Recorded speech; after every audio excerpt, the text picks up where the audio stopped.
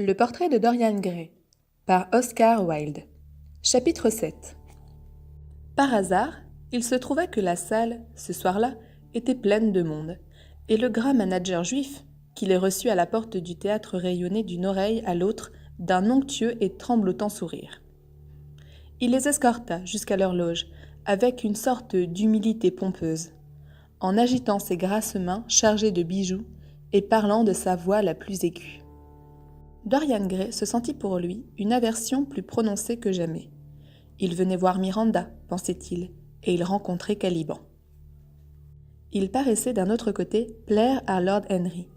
Ce dernier, même, se décida à lui témoigner sa sympathie d'une façon formelle en lui serrant la main et l'affirmant qu'il était heureux d'avoir rencontré un homme qui avait découvert un réel talent et faisait banqueroute pour un poète.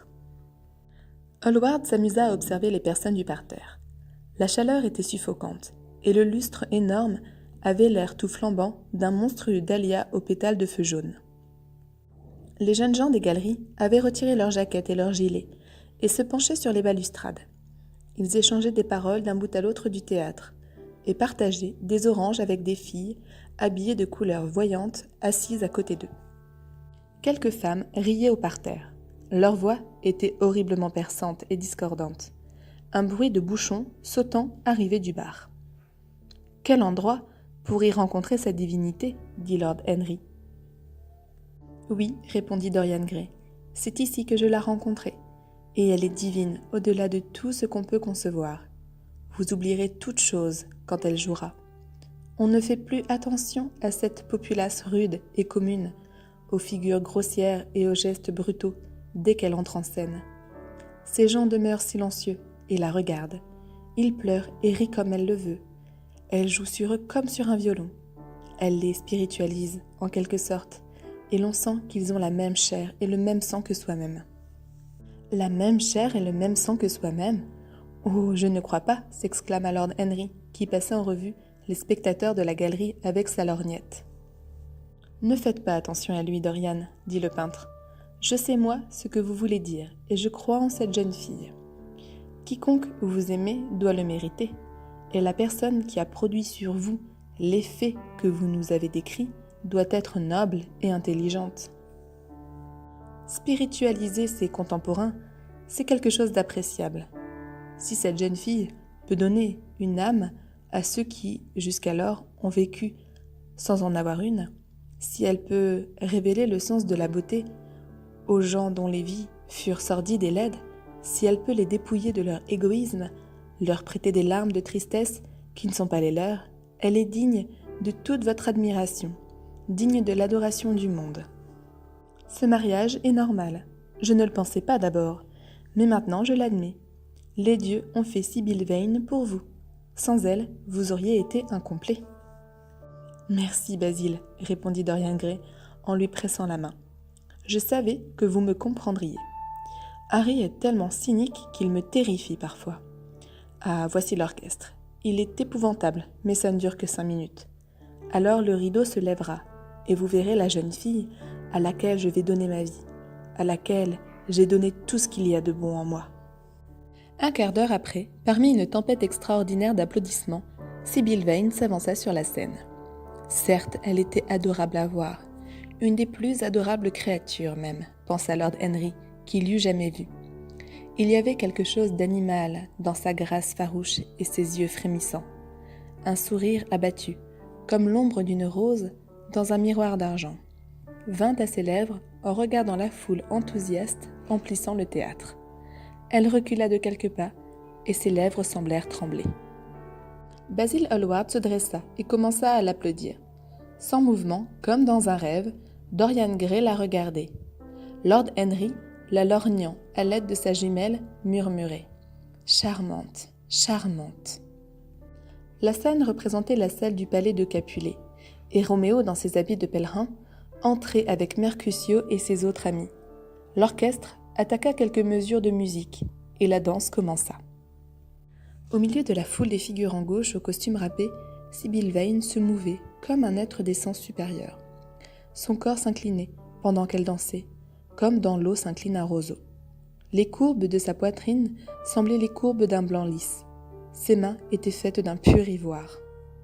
Cependant, elle était curieusement insouciante. Elle ne montrait aucun signe de joie quand ses yeux se posaient sur Roméo. Le peu de mots qu'elle avait à dire... « Bon pèlerin, vous êtes trop sévère pour votre main, qui n'a fait preuve en ceci que d'une respectueuse dévotion. Les saintes mêmes ont des mains que peuvent toucher les mains des pèlerins, et cette étreinte est un pieux baiser. » Et le bref dialogue qui suit fut dit d'une manière plutôt artificielle. Sa voix était exquise, mais au point de vue de l'intonation, c'était absolument faux. La couleur n'y était pas. Toute la vie du vers était enlevée. On ne s'y sentait pas la réalité de la passion. Dorian pâlit en l'observant, étonné, anxieux. Aucun de ses amis n'osait lui parler. Elle leur semblait sans aucun talent. Ils étaient tout à fait désappointés. Il savait que la scène du balcon du second acte était l'épreuve décisive des actrices abordant le rôle de Juliette. Ils l'attendaient tous deux. Si elle y échouait, elle n'était bonne à rien. Elle fut vraiment charmante quand elle surgit dans le clair de lune. C'était vrai, mais l'hésitation de son jeu était insupportable, et il devenait de plus en plus mauvais à mesure qu'elle avançait dans son rôle. Ses gestes étaient absolument artificiels. Elle empathisait au-delà des limites permises ce qu'elle avait à dire. Le beau passage « Tu sais que le masque de la nuit est sur mon visage. Sans cela, tu verrais une virginale rougeur colorer ma joue. Quand je songe aux paroles que tu m'as entendu dire cette nuit. » fut déclamé avec la pitoyable précision d'une écolière instruite dans la récitation par un professeur de deuxième ordre. Quand elle s'inclina sur le balcon et qu'elle eut à dire les admirables vers « Quoi que tu fasses, ma joie, je ne puis goûter cette nuit toutes les joies de notre rapprochement. Il est trop brusque, trop imprévu, trop soudain, trop semblable à l'éclair qui a cessé d'être. Avant qu'on ait pu dire « Il brille, doux ami, bonne nuit », ce bouton d'amour mûri par l'haleine de l'été pourra devenir une belle fleur à notre prochaine entrevue. » Elle les dit comme s'il ne comportait pour elle aucune espèce de signification. Ce n'était pas nervosité, bien au contraire, elle paraissait absolument consciente de ce qu'elle faisait. C'était simplement du mauvais art. L'échec était parfait. Même les auditeurs vulgaires et dépourvus de toute éducation, du parterre et des galeries, perdaient tout intérêt à la pièce. Ils commencèrent à s'agiter, à parler haut, à siffler. Le manager israélite, debout au fond du parterre, frappait du pied et jurait de rage. L'on eût dit que la seule personne calme était la jeune fille. Un tonnerre de sifflets suivit la chute du rideau. Lord Henry se leva et mit son par-dessus. « Elle est très belle, Dorian, dit-il, mais elle ne sait pas jouer. Allons-nous-en. »« Je veux voir entièrement la pièce, » répondit le jeune homme d'une voix rauque et amère. « Je suis désespéré de vous avoir fait perdre votre soirée, Harry. Je vous fais mes excuses à tous deux. »« Mon cher Dorian, Miss Vane devait être indisposée. Nous viendrons la voir quelque autre soir. »« Je désire qu'elle l'ait été, » continua-t-il, « mais elle me semble à moi insensible et froide. Elle est entièrement changée. Hier, ce fut une grande artiste. Ce soir, c'est une actrice médiocre et commune. » « Ne parlez pas ainsi de ce que vous aimez, Dorian. L'amour est une plus merveilleuse chose que l'art. »« Ce sont tous deux de simples formes d'imitation, » remarqua Lord Henry. « Mais allons-nous-en. Dorian, vous ne pouvez rester ici davantage. Ce n'est pas bon pour l'esprit de voir jouer mal. D'ailleurs, je suppose que vous ne désirez point que votre femme joue. Par conséquent, qu'est-ce que cela peut vous faire qu'elle joue Juliette comme une poupée de bois ? Elle est vraiment adorable. Et si elle connaît aussi peu la vie que l'art, elle fera le sujet d'une expérience délicieuse. Il n'y a que deux sortes de gens vraiment intéressants, ceux qui savent absolument tout et ceux qui ne savent absolument rien. Par le ciel, mon cher ami, n'ayez pas l'air si tragique. Le secret de rester jeune est de ne jamais avoir une émotion malaisante. Venez au club avec Basil et moi. Nous fumerons des cigarettes en buvant à la beauté de Sibyl Vane. Elle est certainement belle. Que désirez-vous de plus ? Allez-vous-en, Harry, cria l'enfant. J'ai besoin d'être seule. Basil, vous aussi, allez-vous-en. Ah, ne voyez-vous que mon cœur éclate ? Des larmes brûlantes lui emplirent les yeux. Ses lèvres tremblèrent et, se précipitant au fond de la loge, il s'appuya contre la cloison et cacha sa face dans ses mains. « Allons-nous-en, Basil, » dit Lord Henry d'une voix étrangement tendre. Et les deux jeunes gens sortirent ensemble. Quelques instants plus tard, la rampe s'illumina et le rideau se leva sur le 3e acte. Dorian Gray reprit son siège. Il était pâle, mais dédaigneux et indifférent. L'action se traînait, interminable. La moitié de l'auditoire était sortie, en faisant un bruit grossier de lourds souliers et en riant. Le fiasco était complet. Le dernier acte fut joué devant les banquettes. Le rideau s'abaissa, sur des murmures ou des grognements. Aussitôt que ce fut fini, Dorian Gray se précipita par les coulisses vers le foyer. Il y trouva la jeune fille seule. Un regard de triomphe éclairait sa face. Dans ses yeux brillait une flamme exquise. Une sorte de rayonnement semblait l'entourer. Ses lèvres, demi-ouvertes, souriaient à quelque mystérieux secret connu d'elle seule. Quand il entra, elle le regarda et sembla soudainement possédée d'une joie infime. « Ai-je assez mal joué ce soir, Dorian » cria-t-elle. « Horriblement, » répondit-il, la considérant avec stupéfaction. « Horriblement ? Ce fut affreux. Vous étiez malade, n'est-ce pas ? Vous ne vous doutez point de ce que cela fut. Vous n'avez pas idée de ce que j'ai souffert. » La jeune fille sourit. « Dorian, » répondit-elle, appuyant sur son prénom d'une voix traînante et musicale, comme s'il eût été plus doux que miel ou rouge pétale de sa bouche. « Dorian, vous auriez dû comprendre, mais vous comprenez maintenant, n'est-ce pas ?»« Comprendre quoi ?» demanda-t-il rageur. « Pourquoi je fus si mauvaise ce soir ? Pourquoi je serai toujours mauvaise ? Pourquoi je ne jouerai plus jamais bien ?» Il leva les épaules. « Vous êtes malade, je crois. Quand vous êtes malade, vous ne pouvez jouer. Vous paraissez absolument ridicule.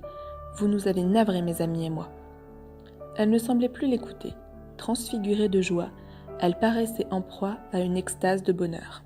« Dorian, Dorian !» s'écria-t-elle. « Avant de vous connaître, je croyais que la seule réalité de la vie était le théâtre. C'était seulement pour le théâtre que je vivais. Je pensais que tout cela était vrai. J'étais une nuit Rosalinde et l'autre Portia. La joie de Béatrice était ma joie, et les tristesses de Cordelia furent miennes. Je croyais en tout. Les gens grossiers qui jouaient avec moi me semblaient pareils à des dieux.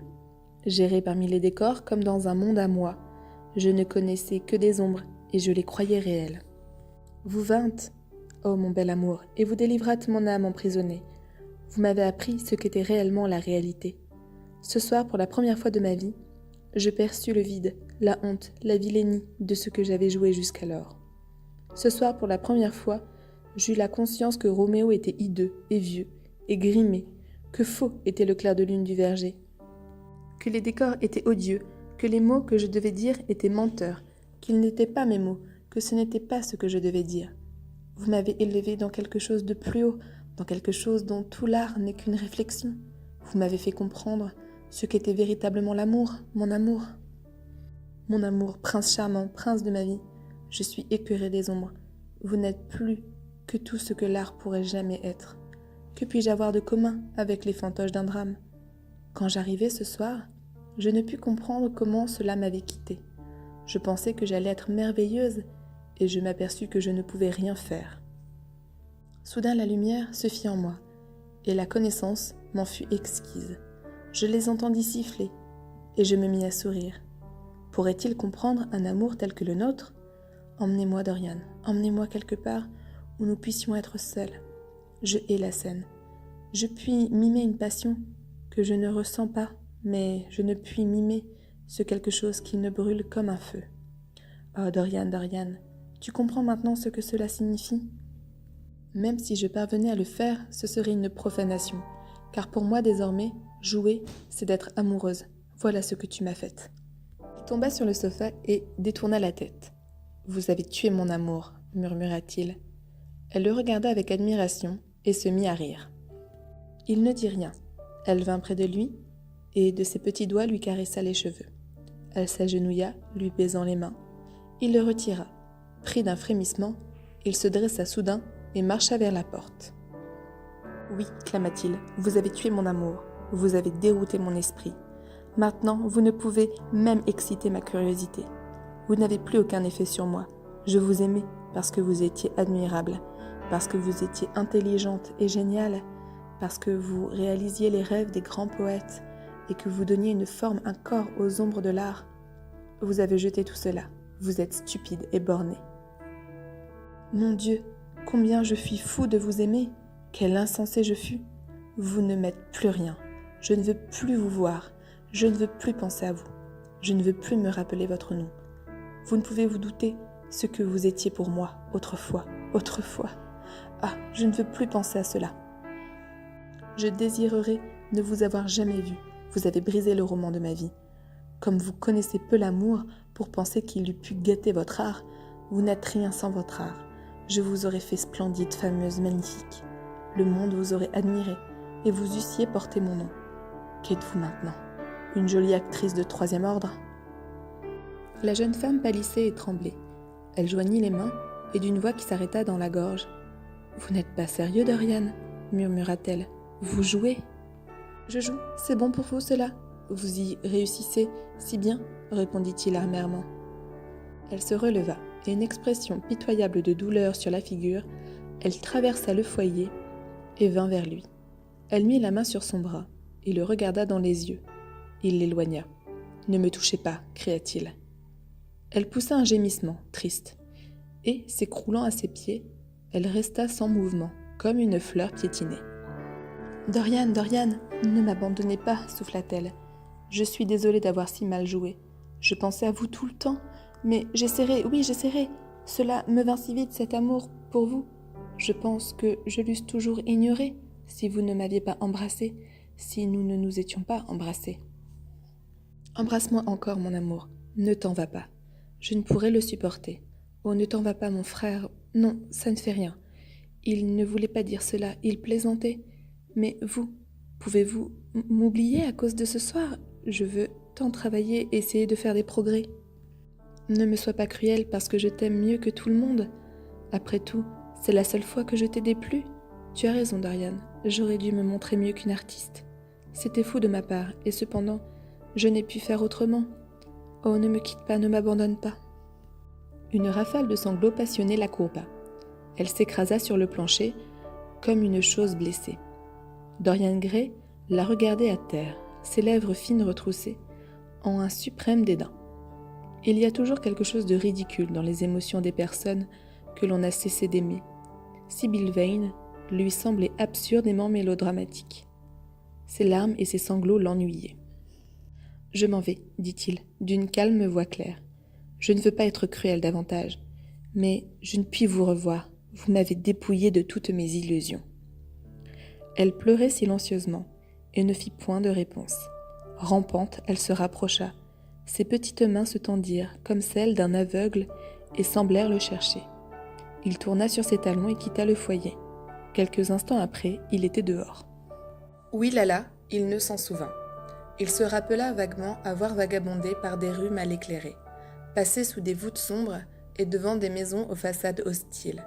Des femmes avec des voix enrouées et des rires éraillés l'avaient appelé.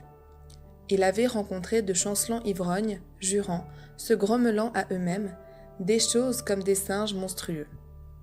Des enfants grotesques se pressaient devant des seuils. Des cris, des jurons, partaient des cours obscures. À l'aube, il se trouva devant Covent Garden.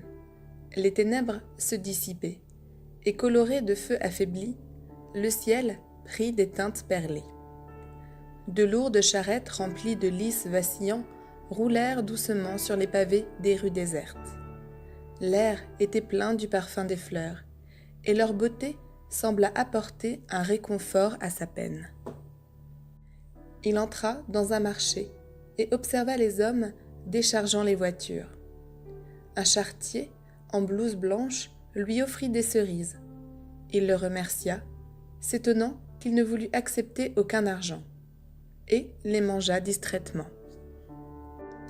Elles avaient été cueillies dans la nuit, et la fraîcheur de la lune les avait pénétrées.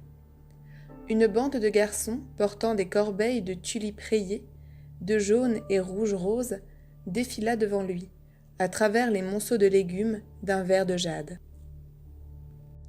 Sous le portique aux piliers grisâtres, musait une troupe de filles têtes nues, attendant la fin des enchères.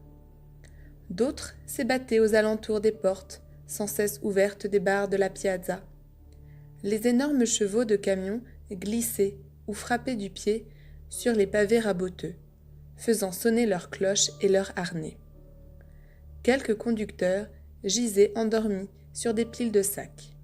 Des pigeons, au cou irisé, aux pattes rosées, voltigeaient, picorant des graines.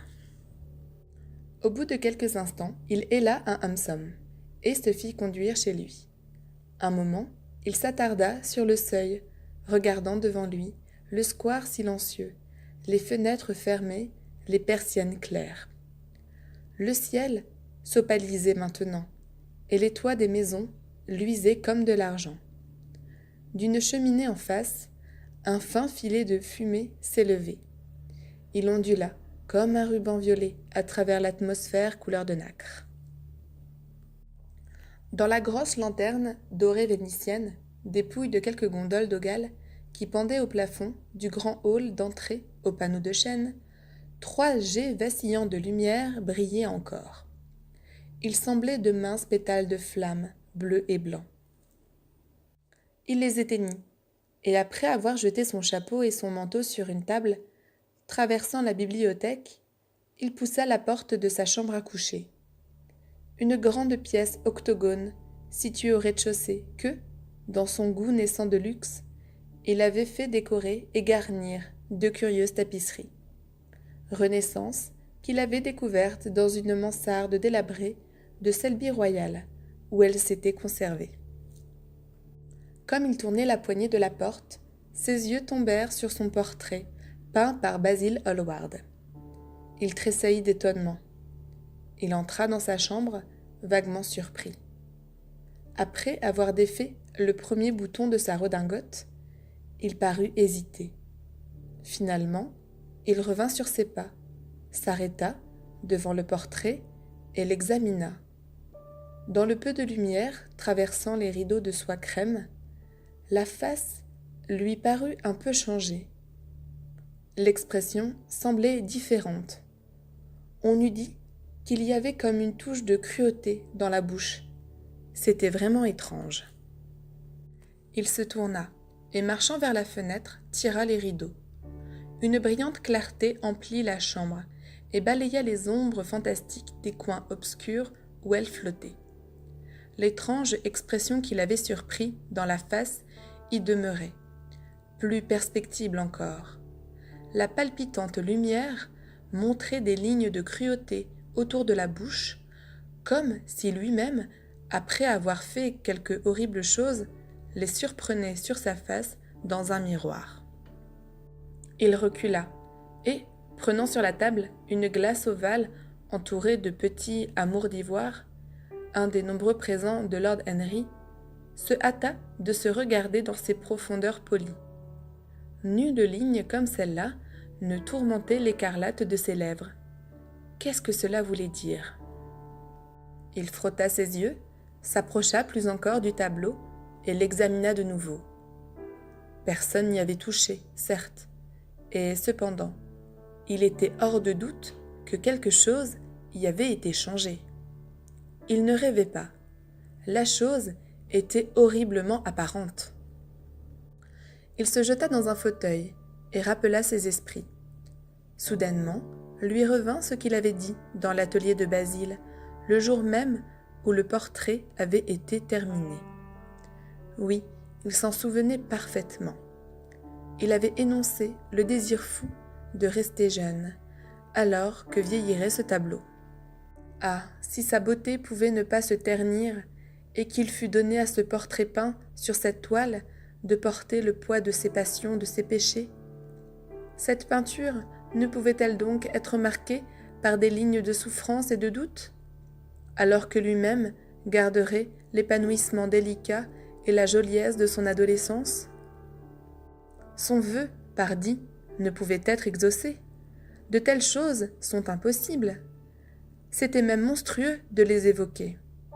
Et cependant, le portrait était devant lui, portant à la bouche une moue de cruauté. Cruauté? Avait-il été cruel? C'était la faute de cet enfant, non la sienne. Il l'avait rêvée une grande artiste, lui avait donné son amour parce qu'il l'avait crue géniale. Elle l'avait désappointée. Elle s'était montrée quelconque, indigne. Tout de même, un sentiment de regret infini l'envahit, en la revoyant dans son esprit, prostrée à ses pieds, sanglotant comme un petit enfant. Il se rappela avec quelle insensibilité il l'avait regardée alors. Pourquoi avait-il été fait ainsi? Pourquoi une pareille âme lui avait-elle été donnée? Mais n'avait-il pas souffert aussi?